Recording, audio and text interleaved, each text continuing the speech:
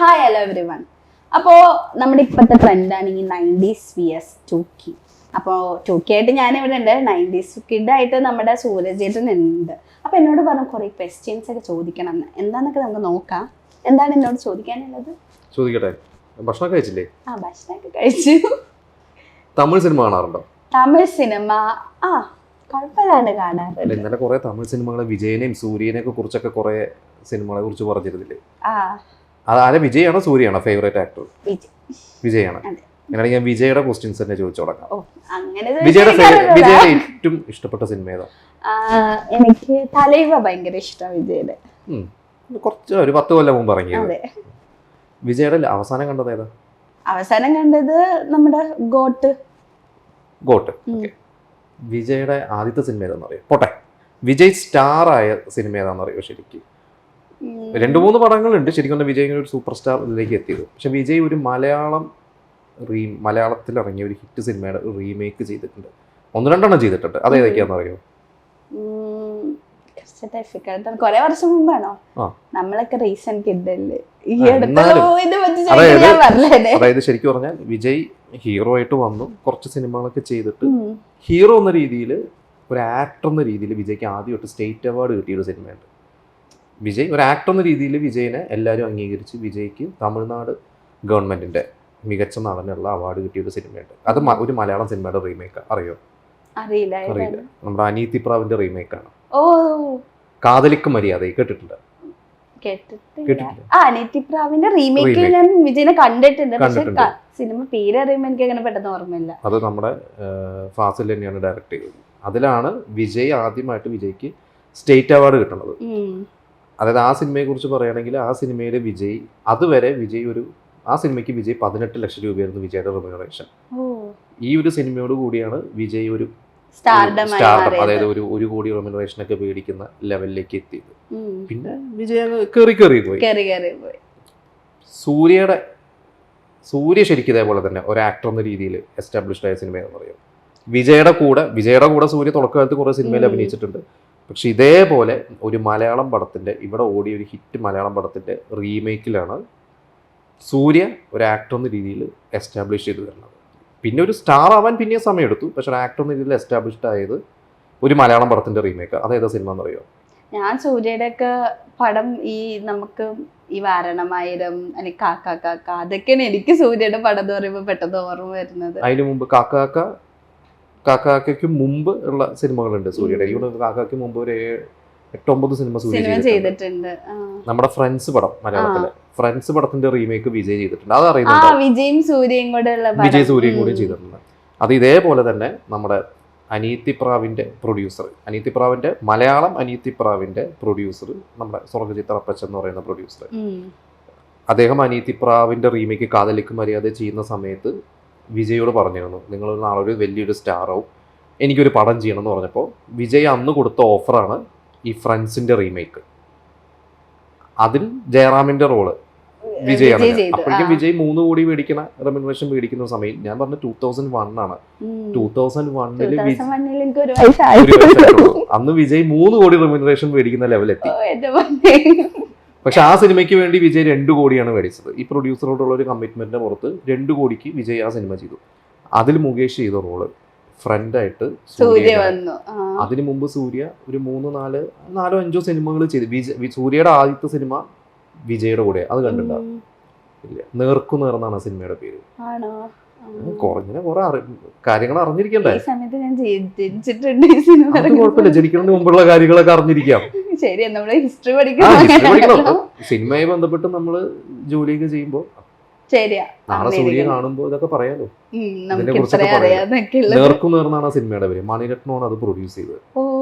അതില് വിജയനെയും അജിത്തിനെയും വെച്ച് പ്ലാൻ ചെയ്ത സിനിമയായിരുന്നു. പക്ഷെ അജിത്തിന്റെ ഡേറ്റ് എന്തോ ക്ലാഷ് വന്നിട്ട് ആ റോള് ആണ് സൂര്യ ചെയ്തത്. അതിലാണ് സൂര്യ ആദ്യമായിട്ട് വരുന്നത്. പിന്നെ സൂര്യ കുറച്ച് സിനിമകൾ ചെയ്തു. അത് കഴിഞ്ഞിട്ട് സൂര്യക്ക് അഭിനയിക്കാൻ അറിയില്ല എന്നൊക്കെ അന്ന് പല മീഡിയാസ് പറഞ്ഞിട്ട് ക്രിറ്റിക്സ് ഒക്കെ പറഞ്ഞ് സൂര്യയുടെ അച്ഛന് ഭയങ്കര ഒരു വിഷമമായി.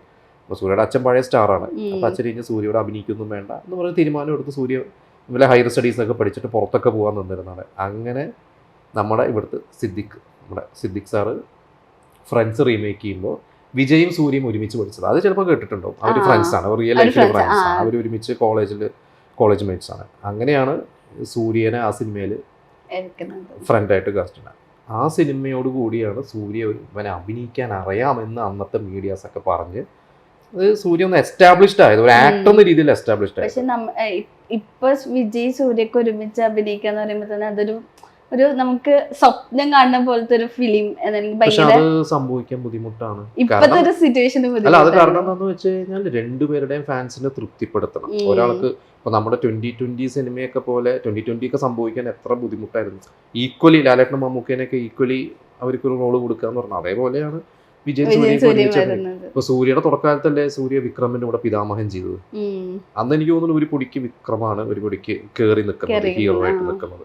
അതിൽ ശരിക്കും പറഞ്ഞ വിക്രം ഹീറോ, സൂര്യ ഒരു സപ്പോർട്ടിങ് റോൾ. അപ്പൊ പറഞ്ഞ ഫ്രണ്ട്സ് സിനിമ അത് കണ്ടിട്ടുണ്ടോ? ഫ്രണ്ട്സിന്റെ തമിഴ് കണ്ടിട്ടുണ്ടോ? ഞാൻ ചെറിയ പാർട്സ് ആയിട്ടേ കണ്ടിട്ടുള്ളൂ. പക്ഷെ ഫുൾ മൂവി ഞാൻ മലയാളം കണ്ടേക്കുന്നത്. ആ സിനിമയ്ക്ക് സൂര്യക്ക് എത്ര രൂപയാണ് റെമ്യൂണറേഷൻ കിട്ടിയെന്ന് അറിയോ? വിജയ്ക്ക് 2 കോടി കിട്ടി. സൂര്യക്ക് എത്ര കിട്ടിയിട്ടുണ്ടാവും? വിജയ്ക്ക് അറിയില്ല, എന്തായാലും അത്യാവശ്യം കിട്ടിയിട്ടുണ്ടാവില്ല. 5 ലക്ഷം രൂപയാണ് കിട്ടിയത്. ഓ, അത്രയും ഡിഫറൻസ് ഉണ്ടായിരുന്നു. അത്രയും ഡിഫറൻസ് ഉണ്ട്. കാരണം സൂര്യ അന്ന് തുടങ്ങി ഫീൽഡ് ഔട്ടിന്റെ വക്കിലെത്തി നിൽക്കുന്നതാണ്. ആ 5 ലക്ഷത്തിനാണ് പിന്നീട് സൂര്യ കേറി ഒരു കോടികളുടെ ലെവൽ എത്തിയത്. ഒരു സ്റ്റാർഡം ഒരു ആക്ടർ ഉണ്ടാക്കാൻ വേണ്ടിട്ട് കഷ്ടപ്പാടെന്ന് പറഞ്ഞാൽ ചെറുതായിട്ടൊന്നല്ലേ. കഷ്ടപ്പെട്ടിട്ട് തന്നെ വന്നത്. കാരണം വിജയുടെ ആയാലും സൂര്യയുടെ ആയാലും രണ്ടുപേരുടെയും അച്ഛന്മാർ എസ്റ്റാബ്ലിഷ്ഡ് ആണ്. വിജയുടെ അച്ഛൻ എസ്റ്റാബ്ലിഷ്ഡ് ആയിട്ടുള്ള ഡയറക്ടറാണ്. സൂര്യയുടെ അച്ഛൻ ഒരു സൂപ്പർ സ്റ്റാർ ലെവലിൽ നിന്നിരുന്ന ഒരു ഹീറോയാണ്. പക്ഷെ ഇവർ രണ്ടുപേരും കഷ്ടപ്പെട്ടിട്ട് തന്നെ വന്നിട്ടുള്ളത്. ഇപ്പൊ നെപ്പോട്ടിസം എന്ന് പറയും. പക്ഷെ നെപ്പോട്ടിസം ഉണ്ടെങ്കിൽ എത്ര പടങ്ങൾ കിട്ടും. അതുകൊണ്ട് കാര്യമില്ലല്ലോ, കഴിവും വേണല്ലോ അല്ലേ. ഇപ്പൊ വിജയ് വന്ന സമയത്ത് ഇപ്പൊ വിജയുടെ വലിയ ഫാനല്ലേ. വിജയ് വന്ന സമയത്ത് വിജയ് ഇതേപോലെ തന്നെ വിജയുടെ ആദ്യത്തെ സിനിമ 92-ലാണ് ഇറങ്ങുന്നത്. ആ സിനിമ ഇറങ്ങിയപ്പോ വിജയ്ക്ക് അഭിനയിക്കാൻ അറിയില്ല. ഇതേപോലെ സൂര്യയുടെ പോലെ അത് ഞാൻ കേട്ടിട്ടുണ്ട്. കളറിന്റെ പേരിലും അല്ലെങ്കിൽ ഈ അടുത്ത് ഊർവശി മാം പറയുന്നത് കേട്ടായിരുന്നു. ഈ രൂപം കണ്ടപ്പോ ഇവന് അഭിനയിക്കാൻ പറ്റുമെന്നൊക്കെയുള്ള രീതിയിൽ അങ്ങനെ ഒരു ഇന്റർവ്യൂ ഞാൻ കണ്ടിട്ടുണ്ടായിരുന്നു. അവർക്ക് രണ്ടുപേരെയും ഇതേപോലെ തന്നെ ക്രിട്ടിക്സ് വലിച്ചു കീറിയിട്ടുള്ളതാണ്. ഇപ്പൊ ഇന്നിപ്പോ നമ്മൾ റിവ്യൂവിനൊക്കെ പറയില്ലേ, അപരാധം, ദാരിദ്ര്യം പിടിച്ചത്, അങ്ങനെ പല ഇതേപോലെ അന്ന് ഇവരൊക്കെ കേട്ടിട്ടുള്ളതാണ്. അന്ന് പിന്നെ എഴുത്തായിരുന്നു. അന്ന് മാഗസീനും ഈ പറയുന്ന ന്യൂസ് പേപ്പേഴ്സിലൊക്കെ വന്നിട്ടുള്ള ചർച്ചകളിലാണ് ഇവരെയൊക്കെ വലിച്ചു കയറിയിട്ടുള്ളത്. വിജയുടെ ഫസ്റ്റ് സിനിമ ഫ്ലോപ്പായിട്ട് സെക്കൻഡ് സിനിമയിൽ വിജയകാന്ത് അഭിനയിച്ചു. വിജയകാന്ത് അന്ന് സ്റ്റാർ. വിജയുടെ അച്ഛന്റെ സിനിമകളിൽ ഹീറോ ആയിരുന്ന ആളാണ് വിജയകാന്ത്. വിജയ്ക്ക് വേണ്ടി വിജയകാന്ത് ഒരു പൈസ മേടിക്കാതെയാണ് ആ സിനിമയിൽ അഭിനയിച്ചത്. അതായത് വിജയകാന്തിന്റെ സ്റ്റാർഡത്തിൽ വിജയനെ പൊക്കിക്കൊണ്ട് വന്നാണ്. ഈ ഒരു 1992-ലാണ് വിജയ് വരണത്. അന്ന് സൂര്യ വന്നിട്ടില്ല സിനിമയിൽ. സൂര്യ 96-ലാണ് വരുന്നത്. ഞാൻ നേരത്തെ പറഞ്ഞ നേർക്കുന്ന സിനിമ 96-ലാണ്. ഏകദേശം ഒരു 95 കാലഘട്ടത്തിൽ അന്ന് ഒരു രജനി, കമലഹാസൻ അങ്ങനെ കുറേ പേരുണ്ടെങ്കിലും യുവതാരങ്ങളിൽ ശരിക്കും അന്ന് ഹീറോസ് എന്ന് പറയുന്ന ടോപ്പ് ഹീറോ അരവിന്ദ് സ്വാമിയാണ്. അരവിന്ദ് സ്വാമി, പ്രഭുദേവ, പ്രശാന്ത്, ഇത് കഴിഞ്ഞിട്ടാണ് വിജയ്, അജിത്ത് ഒക്കെ. ഇപ്പൊ നമ്മള് അധികം എന്താ പറയാ സ്റ്റാർഡം വാല്യൂല് നിൽക്കാത്ത കുറെ ആക്ടേഴ്സിന്റെ ടൈം ആയിരുന്നു. അതിപ്പോ ഗോട്ട് കണ്ടില്ലേ? ഗോട്ടിൽ വിജയുടെ ഫ്രണ്ട് ആയിട്ട് വന്ന ആളാണ് പ്രശാന്തും പ്രഭുദേവയൊക്കെ ഉണ്ട്. ഇവര് ഒരു കാലത്ത് വിജയുടെ ഒക്കെ മേളിലായിരുന്നു. പ്രശാന്തിന്റെ അച്ഛൻ വലിയ സ്റ്റാർ ആയിരുന്നു, പ്രശാന്തും വലിയ സ്റ്റാർ ആയിരുന്നു. അത് 90s ഇവർ അരവിന്ദ് സ്വാമിയും പ്രഭുദേവയും ഒക്കെ ആയിരുന്നു സ്റ്റാർ. എനിക്ക് തോന്നുന്നു ഞാൻ കേട്ടിട്ടുണ്ട് കാതലൻ സിനിമയൊക്കെ കഴിഞ്ഞിട്ട് പ്രഭുദേവ 60 ലക്ഷത്തിന്റെ മേളിലായിരുന്നു പ്രഭുദേവയുടെ റെമ്യൂണറേഷൻ. അത് വിജയും സൂര്യയൊന്നും. പക്ഷെ ഇന്ന് വിജയും സൂര്യയും എങ്ങനെ എത്തി? കാരണം വിജയ് എന്നൊക്കെ പറഞ്ഞാൽ ശരിക്കും ഒരു ടെക്സ്റ്റ് ബുക്കാണ് നമ്മൾ പഠിക്കേണ്ട. എങ്ങനെ വിജയ് ഒരു സ്റ്റാറായി ഇന്ന് രജനീകാന്തിനോടോ അല്ലെങ്കിൽ രജനീകാന്തിന്റെ മേളിൽ വരെ ശരിക്കും പറയുകയാണെങ്കിൽ ബിസിനസ് വൈസ് പറയുകയാണെങ്കിൽ രജനീകാന്തിന്റെ മേളിലാണ് ഇന്ന് വിജയുടെ സ്റ്റാർഡം നിൽക്കുന്നത്. അപ്പോൾ അതിന്റെ പേരിൽ ഫാൻസുകാർ പലതും പറയും. പക്ഷെ നമ്മൾ പറഞ്ഞു വരുമ്പോൾ രജനിയാണോ വിജയാണോ എന്നുള്ള ലെവലിലാണ് ബിസിനസ് വൈസ് നിൽക്കുന്നത്. രണ്ടുപേരും കമേഴ്ഷ്യൽ ലെവലിൽ മോർ ദാൻ ആൻ ആക്ടർ അവരുടെ ഒരു സ്റ്റൈലും ഒക്കെ കൊണ്ടുവന്നിട്ട് രണ്ടുപേരും ആ ഒരു ലെവലിൽ എത്തിയ ആളുകൾ. സൂര്യ പിന്നെ വേറെ ലെവലിൽ നാഷണൽ അവാർഡ് കിട്ടി. ആക്ടർ എന്ന രീതിയിലും സൂര്യ കയ്യടി വാങ്ങി പോകുന്നുണ്ട്. ഇനിയിപ്പോ വിജയുടെ ലാസ്റ്റ് സിനിമ എന്ന് പറയുന്നത് ഇപ്പൊ ഇറങ്ങാൻ പോകുന്നത് ഇനി അടുത്ത വർഷം ജനനായകൻ. എന്താ തോന്നുന്നത്? അത് കഴിഞ്ഞ് വിജയ് അഭിനയിക്കൂ? അഭിനയിക്കണം എന്നാണ് ഒരു എന്താ പറയുക ഫാൻ എന്ന നിലയിൽ എനിക്ക് ആഗ്രഹം സത്യം പറഞ്ഞാൽ. പക്ഷെ പൊളിറ്റിക്സും അഭിനയും ഒരുമിച്ച് കൊണ്ടുപോയിക്കഴിഞ്ഞാൽ എൻ്റെ ഒരു ഒപ്പീനിയനിൽ രണ്ടിനോടും ഒരു എന്താ പറയുക ഒരു ആത്മാർത്ഥത വേണമല്ലോ. രണ്ടും ഒരുമിച്ച് കൊണ്ടുപോയിക്കഴിഞ്ഞാൽ അതിൽ ഏതെങ്കിലും ഒരെണ്ണം താഴോട്ട് പോകാൻ ചാൻസ് ഉണ്ടാവില്ല. കാരണം രണ്ടും ഭയങ്കര ഒരു റെസ്പോൺസിബിലിറ്റി ഉള്ള ജോലിയാണ്, പ്രത്യേകിച്ച് പൊളിറ്റിക്സ്. അപ്പം അങ്ങനെ ഒരാൾ ഏതെങ്കിലും ഒന്നിൽ ഫോക്കസ് ചെയ്യുക നല്ലതെന്ന് എനിക്ക് തോന്നിയത്. പക്ഷെ അഭിനയം നിർത്താന്നൊക്കെ പറയുമ്പോൾ നമുക്ക് ഇത്രയും വിഷമാണ്. കാരണം ഇപ്പൊ ഗോട്ട് തന്നെ ഞാൻ കണ്ടപ്പോൾ സത്യം പറഞ്ഞാല് ലോജിക്, നമ്മൾ മലയാളി ഓഡിയൻസ് ഭയങ്കര ലോജിക് അല്ലെങ്കിൽ കഥ ഭയങ്കര അത്രയും ആഴത്തിലിറങ്ങിയിട്ട് ഒരു സിനിമയെ മുറിച്ച് പഠിക്കുന്ന ഒരു ടീമാണ്. അപ്പൊ എനിക്ക് തോന്നിയത് അങ്ങനെ നോക്കുമ്പോൾ ആ സിനിമ ഒട്ടും നമുക്ക് അക്സെപ്റ്റ് ചെയ്യാൻ പറ്റാത്ത ഒരു സിനിമയാണ്. പക്ഷെ ആളുടെ ഓറ വെച്ചിട്ടാണ് നമ്മൾ ആ സിനിമ ഇപ്പൊ ടി വിയിലോ അല്ലെങ്കിൽ OTT വന്നാൽ ഇങ്ങനെ ഇരുന്ന് കാണുന്നത് എന്തുകൊണ്ടാണ്? വിജയ് എന്നുള്ള ആ ഒരു ഇഷ്ടം കൊണ്ട്. ഈ പറയുന്ന ഗോട്ട് അവിടെ ഭയങ്കര ഹിറ്റായിട്ടുള്ള സിനിമയാണ്. അതായത് അവിടുത്തെ ഡിസ്ട്രിബ്യൂട്ടേഴ്സ് പറഞ്ഞത്, എൻ്റെ ഒരു അറിവ് വെച്ചിട്ട് ലിയോനേക്കാളും തിയേറ്റർ ഷെയർ വന്ന സിനിമയാണ് ഗോട്ട്. അത് ലിയോ ആണ് ഏറ്റവും കൂടുതൽ കളക്ഷൻ കിട്ടിയ സിനിമകൾ. പക്ഷെ ഗോട്ട് ഇതിനെക്കാട്ടും ഷെയർ വന്ന സിനിമയാണ്. തമിഴ്നാട്ടിൽ അവർ വളരെയധികം എൻജോയ് ചെയ്ത സിനിമയാണ്. അത് വിജയുടെ ഒരു സ്റ്റാർഡം കൂടിയും കാരണമാണ് അത്. അതെ, അത് എനിക്ക് തോന്നിയിട്ടുണ്ട്. പക്ഷെ ഇടയ്ക്ക് ഞാൻ ചില ക്രിറ്റിക്സ് പറയുന്നത് കേട്ടിട്ടുണ്ട്. ഇപ്പോൾ വിജയ്ക്ക് സ്റ്റാർഡം ഉണ്ട്, പക്ഷെ ആള് നല്ലൊരു ആക്ടറാണോ അങ്ങനത്തെ രീതിയിൽ പലപ്പോഴും ക്വസ്റ്റ്യൻ ചെയ്ത് വരും. ഇപ്പോൾ സൂര്യയാണെങ്കിലും ജയ്ബീം പോലത്തെ സിനിമ ചെയ്തിട്ട് നമുക്ക് ഭയങ്കരമായിട്ട് അത്രയും ആളുടെ ആ അഭിനയത്തിൻ്റെ ഇതിൽ നമുക്ക് ഭയങ്കരമായിട്ട് ഒരു ഫീല് എത്തിയിട്ടുണ്ട്. വിജയ്ക്ക് അങ്ങനത്തെ ഒരു ക്യാരക്ടർ കിട്ടിയിട്ടില്ല, അങ്ങനെ പറയാൻ സിനിമകളില്ല എന്നുള്ള രീതിയിൽ പല ക്രിറ്റിക്സും പോസ്റ്ററുകളൊക്കെ നമ്മൾ കാണുമല്ലോ, അങ്ങനെ ഞാൻ കണ്ടിട്ടുണ്ട്. അപ്പൊ ചേട്ടൻ എന്താ അഭിപ്രായം? അങ്ങനെയാണോ? അത് വെറുതെ പറയുന്നതാണ്. കാരണം അങ്ങനെ ഉണ്ടെങ്കിൽ ഒരാൾക്ക് ഇതുപോലെ ഒരു ടോപ്പ് ലെവലിൽ ഒരിക്കലും എത്താൻ പറ്റില്ല. ഇപ്പൊ എന്നെ വെച്ച് നോക്കുമ്പോഴും ഇങ്ങനത്തെ മൂവീസ് എല്ലാം വിജയിക്കുന്നുണ്ടെന്ന് പല ഇപ്പത്തെ പിള്ളേർക്കും അറിയില്ല. ചിലപ്പോ 90s കിഡ്സ് ഒക്കെ ആ സമയത്ത് കണ്ടിട്ടുണ്ടാവും. പക്ഷെ ഇപ്പത്തെ പിള്ളേർക്ക് വിജയ് എന്ന് പറയുന്നത് എനിക്ക് തോന്നുന്നു ഒരു 2010 ശേഷം ഇറങ്ങിയ ഇന്നത്തെ ഇപ്പൊ ജനറേഷൻ, ഇപ്പൊ 2K കിഡ്സ് അതിന് ശേഷം വന്ന ജനറേഷൻ വിജയ് എന്ന് പറഞ്ഞാൽ തുപ്പാക്കി മുതലേ അറിയുള്ളൂ. പക്ഷെ തുപ്പാക്കിക്ക് മുമ്പുള്ള ഒരു വിജയ് ഉണ്ട്.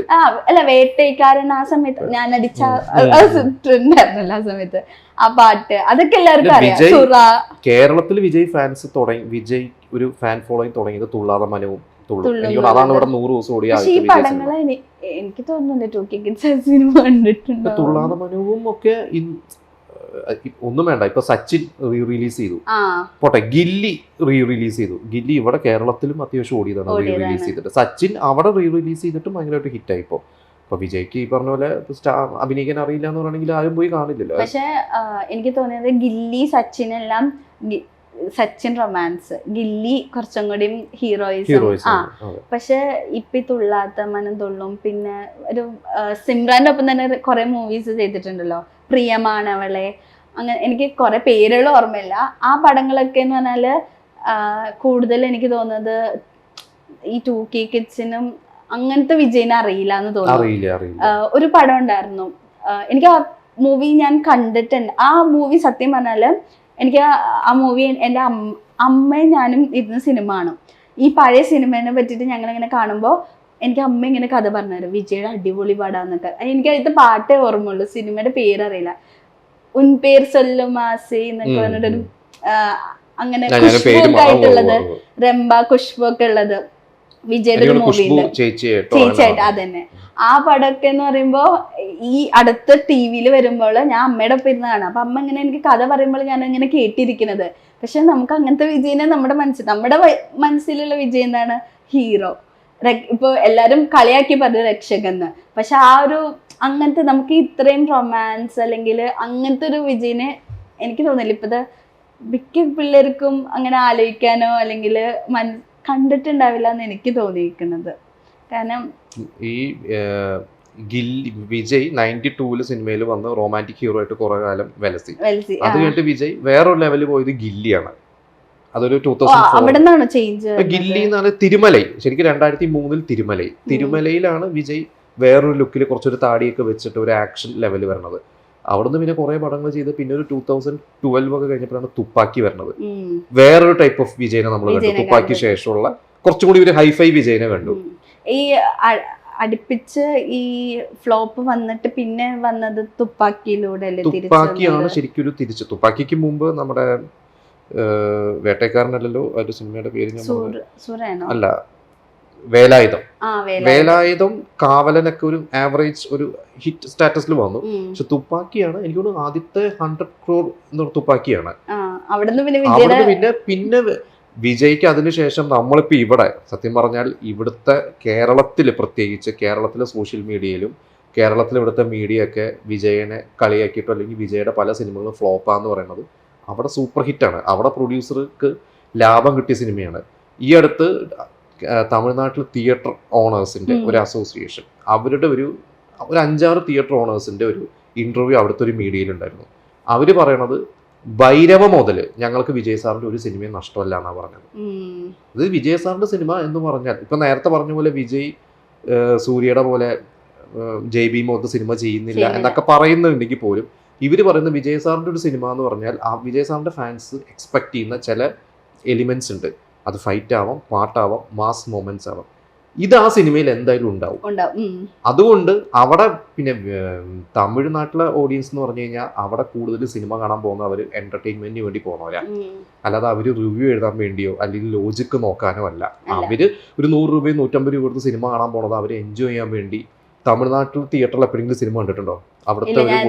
അവിടുത്തെ ഒരു ഉൾപ്രദേശത്തെ ഒരു തിയേറ്ററിൽ പോയിട്ട് സിനിമ കാണുമ്പോൾ നമുക്ക് മനസ്സിലാവും അവരെന്തിനാണ് സിനിമ കാണുന്നത് എന്നുള്ളത്. ഇവിടെയും അങ്ങനെ ഓഡിയൻസ് ഇല്ല എന്നല്ല പറയണത്, ഇവിടെ ഉണ്ട്. പക്ഷെ ആഘോഷങ്ങൾ ഉണ്ട്, ഇവിടെ ഇല്ല എന്ന് പറയുന്നില്ല. പക്ഷെ ഈ പറയുന്ന അവിടെ അവരുടെ ആഘോഷം വേറെ തരത്തിലുള്ള ആഘോഷമാണ്. അപ്പൊ അതാണ് ഒരു വിജയ്. അപ്പൊ ഇവര് തന്നെ തിയേറ്റർ ഓണേഴ്സ് വിജയ് അഭിനയം നിർത്താൻ പോവാണ് എന്ന് പറഞ്ഞു കഴിഞ്ഞപ്പോ ഇവര് പോയി കണ്ടത് ശിവകാർത്തികേയനെയാണ്. നമ്മളിപ്പോ ഗോട്ട് സിനിമയുടെ ക്ലൈമാക്സിൽ തുപ്പാക്കി കൊടുത്തിട്ട് പറയുന്നല്ലോ, തുപ്പാക്കി പിടിക്ക് ശിവ എന്ന് പറയുന്നുണ്ട്. അത് ഒരു പിൻഗാമിയായിട്ട് ശിവകാർത്തികേയനെ വിജയ് തന്നെ പ്രഖ്യാപിച്ചതായിരിക്കാം. തിയേറ്റർ ഓണേഴ്സ് ശിവകാർത്തികേയന്റെ അടുത്ത് പോയിട്ട് പറഞ്ഞത് വിജയ് സാർ വലിയൊരു ഉത്തരവാദിത്തമാണ് നിങ്ങളെ ഏൽപ്പിച്ചത്, നിങ്ങളത് കുളമാക്കരുത് എന്ന് പറഞ്ഞ് ഈ അമരൻ സിനിമ വളരെ ആരും അങ്ങനെ അറിയാതെ കടന്നിരുന്ന ഒരു സിനിമയായിരുന്നു. ഒരു സെന്റി സിനിമയാണത്. പക്ഷെ ഈ സിനിമയ്ക്ക് ഒരു കഴിഞ്ഞ ദീപാവലി സീസണിൽ ഭയങ്കര ഇനീഷ്യലി കിട്ടി, ആഘോഷിച്ചു. അത് വിജയ് ഫാൻസിനെ കൂടി സപ്പോർട്ട് ഉണ്ടായിരുന്നു എന്നുള്ള രീതിയിലാണ് ഒരു ചർച്ച. ഗോട്ട് ഇറങ്ങിയ ശേഷമാണ്. കാരണം അമരൻ ഒരു ദീപാവലി സീസണിൽ ഇറങ്ങേണ്ട ഒരു സിനിമയല്ല, അതൊരു ഫെസ്റ്റിവൽ സിനിമയല്ല. ഒരു സെന്റിമെന്റ്സ് ആണ്. ഈ പറഞ്ഞ പോലെ നായകൻ അവസാനം മരിക്കുന്ന സിനിമയാണ്. പക്ഷെ അത് അവിടെ അക്സെപ്റ്റ് ചെയ്തു. ചില തിയേറ്ററിൽ ഗോട്ടിനെക്കാട്ടും കൂടുതൽ ഷെയർ വന്നു. അവര് പറഞ്ഞത് ആ വർഷം ഗോട്ടിനെക്കാട്ടും കൂടുതൽ ഷെയർ വന്ന സിനിമയാണ് അമരൻ എന്ന് പറഞ്ഞത്. പിന്നെ ഇപ്പൊ അടുത്ത ശിവകാർത്തികേയൻ പക്ഷെ ഒരുപാട് ദൂരം സഞ്ചരിക്കാനുണ്ട് ശരിക്കും പറയണമെങ്കിൽ. കാരണം വിജയ് കുറെ കഷ്ടപ്പെട്ട് വന്നാണ് ആ ലെവലെത്തണം. പിന്നെ എനിക്ക് തോന്നിയ ഒരു കാര്യം എന്ന് വെച്ചാൽ ഇപ്പം വിജയ്ക്ക് ടോക്സിക് ഫാൻസ് കുറവാണെന്ന് തോന്നുന്നു. ഐ മീൻ തമിഴില് ടോക്സിക് ഫാൻസ് കുറവാണെന്ന് തോന്നുന്നു നമ്മുടെ മലയാളത്തിൽ വെച്ച് നോക്കുമ്പോൾ. ഇപ്പൊ വേറൊരു ആക്ടറിനെ അറ്റാക്ക് ചെയ്യുന്ന രീതിയിലുള്ള ഫാൻസ് ടൈപ്പ് ഇല്ലേ? അത് പിന്നെ തമിഴ്നാട്ടിൽ അങ്ങനെ പൊതുവെ ഫാൻ ഫൈറ്റ് നടക്കുന്നുണ്ട്. പക്ഷെ അവരെല്ലാരും അക്സെപ്റ്റ് ചെയ്യുന്നു അങ്ങോട്ടും ഇങ്ങോട്ടും ഒക്കെ എല്ലാവരുടെ സിനിമ. ഞാൻ ഇവിടെ തന്നെ സൂര്യ Vijay fan fight like Gangu ഇറങ്ങി അങ്ങനത്തെ റെട്രോ ഒക്കെ ഇറങ്ങിയപ്പം നമ്മൾ ഒബ്വിയസ്ലി ഒരു ഡിസ്കഷൻ ഉണ്ടാവുമല്ലോ. സൂര്യയുടെ അടുപ്പിച്ച് 2 തിയേറ്റർ മൂവീസ് വന്നു, കുറച്ച് ഫ്ലോപ്പായ ഒരു രീതിക്കാണല്ലോ. അപ്പോൾ ഇങ്ങനെ ഫാൻ പോസ്റ്ററിലൊക്കെ കാണുമ്പോൾ ഫാൻ ഫൈറ്റിൽ ഭയങ്കര മോശമായുള്ള രീതിയിൽ അങ്ങോട്ടും ഇങ്ങോട്ടും നല്ല ചീത്തവിളിയും അങ്ങനത്തെ ടൈപ്പൊക്കെ കണ്ടേക്കണേ. പക്ഷെ തമിഴിൽ എനിക്ക് തോന്നില്ല അങ്ങനത്തെ ഒരു മെന്റാലിറ്റി. നമ്മൾ അറിയാത്തതുകൊണ്ടും ആവാം, അവിടെ ഉണ്ടാവാം, പക്ഷെ കുറവായിരിക്കാം ചിലപ്പോ. പിന്നെ അവരുടെ വേറൊരു കൾച്ചറാണ്, അവരെല്ലാരും അക്സെപ്റ്റ് ചെയ്യുന്നതാണ്. അവിടെ ഒരു അങ്ങോട്ടും ഇങ്ങോട്ടും ഒക്കെ പക്ഷെ അവർക്ക് ഒബ്സഷൻ കൂടുതലാണ്, ലൈക്ക് മരിക്കാൻ പോലും അങ്ങനത്തെ സംഭവങ്ങളൊക്കെ. അപ്പൊ എന്തായാലും ഇപ്പൊ വിജയുടെയും സൂര്യയുടെയും ശരിയാ. കാരണം ഇപ്പൊ എനിക്ക് തോന്നിയ ഒരു കാര്യം, 2K കിഡ്സ് പഴയ മൂവീസ് കാണണം, എന്നാലും തന്നെ നമുക്ക് കുറെ അറിയാത്തൊരു കാര്യങ്ങള് മനസ്സിലാക്കാൻ പറ്റുള്ളൂ. ഇച്ചിരി കൂടെ മൂവീസിനെ പറ്റി അറിയാൻ വേണ്ടിട്ട് അവരുടെ പഴയ ഇപ്പൊ ആക്ടറിനെ പറ്റി അറിയാനാണെങ്കിലും പഴയ മൂവീസ് കണ്ടാലാണ് ശരിക്കും. ഒരു കാര്യം കൂടി പറയാൻ പറ്റേ, ഇപ്പൊ ഗോട്ട് സിനിമയില് വില്ലനായിട്ട് വന്ന ആള് അറിയോ അതാരാന്നുള്ളത്? ഒരു വില്ലനായിട്ട് വന്ന ഞാൻ ആദ്യമായിട്ടാണ് ആ മൂവിയിലെ ആളെ കാണുന്നത്. ഞാൻ ആ സിനിമ ഇവിടെ കാണുമ്പോ അടുത്തിരിക്കുന്ന കുറച്ച് ഇന്നത്തെ 2K കിഡ്സ് അവർ പറഞ്ഞത് ഏതോ ഒരു തെലുങ്ക് നടനാ തോന്നുന്നു എന്ന രീതിയിലേക്കാണ്. മോഹൻ എന്ന് പറയുന്ന നടന ഒരു കാലത്ത് അവിടുത്തെ സൂപ്പർ സ്റ്റാർ ആണ് തമിഴിലെ. അത് എനിക്കൂടെ മോഹന് സിൽവർ ജൂബിലി മോഹൻ എന്നൊക്കെ, അതായത് എല്ലാ സിനിമയും 175 ദിവസം 200 ദിവസം ഓടുന്ന ആളാണ്. നമ്മളിപ്പോ ഇളയനില എന്ന് പറഞ്ഞ പാട്ടൊക്കെ മോഹന്റെ സിനിമയിലാണ്. 80s സ്റ്റാർ ആണ്. അത് കമൽഹാസൻ കഴിഞ്ഞാൽ ഒരു റൊമാൻറ്റിക് ഹീറോ എന്ന് നിന്നിരുന്ന സ്റ്റാർ ആണ്. ആ സ്റ്റാർ ആണ് ഇതില് വില്ലനായിട്ട് വന്നത്. മനസ്സിലാവില്ല. അതേപോലെ ഈ ഗോട്ട് സിനിമ തമിഴ്നാട്ടിൽ ഏറ്റവും കൂടുതൽ ആഘോഷിച്ചതിന്റെ വേറൊരു കാര്യം, ഇപ്പോൾ നമ്മളിപ്പോ ഗോട്ടിനെ കുറിച്ച് പറഞ്ഞുകൊണ്ട് പറയാം, അതിൽ ഒരു ഫ്രെയിമിൽ, ആ ഒരു പാട്ട് സീനിൽ ഒരു ഫ്രെയിമിലും അല്ലാത്ത ഫ്രെയിമിലും വിജയ്, പ്രഭുദേവ, പ്രശാന്ത്, പിന്നെ അജ്മൽ ഉണ്ട്. വിജയും പ്രഭുദേവയും പ്രശാന്തും ഒരു 90s 3 സ്റ്റാർസാണ് ഒരുമിച്ച് ഒരു ഫ്രെയിമിൽ വന്നത്.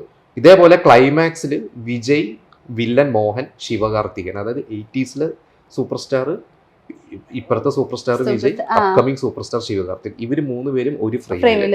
ഇതാണ് അവിടെ ഭയങ്കര സെലിബ്രിറ്റി. അതൊന്നും ഇവിടെ അത്ര പേർക്ക് അറിയില്ല, മനസ്സിലായിട്ടില്ല. ഇവിടെ അങ്ങനെ കയ്യടികൾ വന്നില്ല, പക്ഷെ അവിടെ അതിൽ പല ഡയലോഗുകൾക്കും കയ്യടികൾ വന്നിരുന്നു എന്നുള്ളതാണ്. അപ്പൊ ഈ സിനിമകളൊന്ന് കണ്ടുനോക്കണം. കാരണം ഇത് ഇങ്ങനെ ഡിസ്കസ് ചെയ്തപ്പോഴാണ് ഈ സിനിമകളെ പറ്റിയിട്ടൊക്കെ അറിയുന്നത്. ഇതിൽ മിക്ക സിനിമയും യൂട്യൂബിലുണ്ട്. ഞാൻ പറഞ്ഞ ചിലത് OTTs മാത്രം ഉണ്ടാവുള്ളൂ, ചിലതൊക്കെ ഒരുവിധം എല്ലാം യൂട്യൂബില്. നല്ല എനിക്കൊണ്ട് നല്ല മാസ്റ്റർ പ്രിന്റ് ഉണ്ട് എല്ലാത്തിന്റെയും. അപ്പൊ യൂട്യൂബിൽ തന്നെ നമുക്ക് പെട്ടെന്ന് എടുക്കാനും ശരിയാ, ഞങ്ങളുടെ ജനറേഷന് പറ്റിയ ഒരു പ്ലാറ്റ്ഫോമാണ്. അപ്പൊ എന്തായാലും കാണാം.